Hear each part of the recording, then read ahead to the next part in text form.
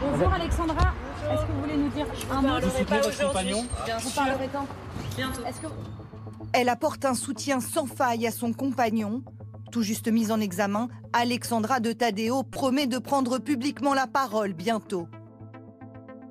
Après 48 heures de garde à vue, 3 nuits en cellule, la jeune femme de 29 ans va s'accorder un peu de repos avant d'affronter les journalistes, mais surtout la justice qui la soupçonne d'avoir participé d'une manière ou d'une autre à l'affaire.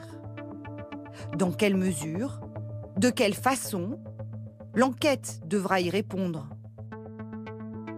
Face aux policiers, elle a reconnu être la destinataire des messages intimes de Benjamin Griveaux, qu'elle a rencontré une fois, selon nos informations, après l'avoir contacté sur les réseaux sociaux. Elle a coopéré au cours de sa garde à vue tout le long. Elle a parfaitement coopéré. Elle a donné les codes de son téléphone. Elle a répondu à chacune des questions. Sa position est claire. Elle n'est pas à l'initiative de la diffusion des images.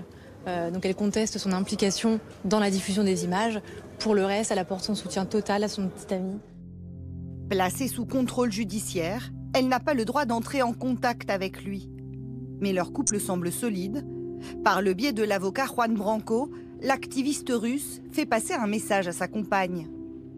Piotr Pawlenski a un mot pour Alexandra de Taddeo. Simplement qu'il l'aime.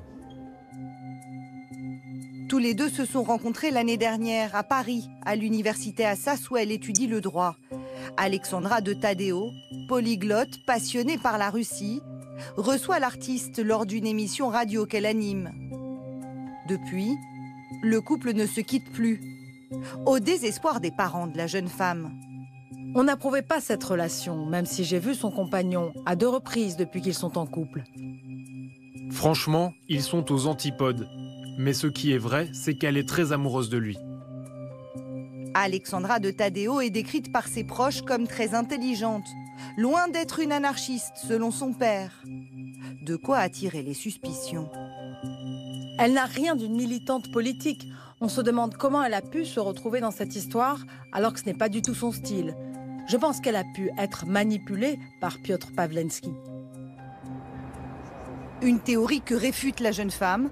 Aux enquêteurs, elle dit ne pas être manipulée. Si elle avoue avoir conservé ces échanges compromettants, malgré la fin de sa relation avec l'ex-candidat à la mairie de Paris, elle affirme qu'elle ne souhaitait pas que ces vidéos soient rendues publiques de cette façon. Elle les a gardées pour les garder. Parfois, on peut avoir envie de garder des souvenirs d'échanges ou de choses. Donc voilà, elle les a gardées parce qu'elle estimait à ce moment-là que c'était bien pour elle de les garder. Et elle les a pas gardées pour les diffuser sur un site internet, absolument pas. Elle connaissait pas à l'époque Piotr. Donc voilà, c'est pas dans cette optique-là qu'elle l'a fait. Pour atteinte à l'intimité de la vie privée et diffusion sans accord d'une vidéo à caractère sexuel, Alexandra de Taddeo et son compagnon risquent chacun 2 ans de prison et 60 000 € d'amende.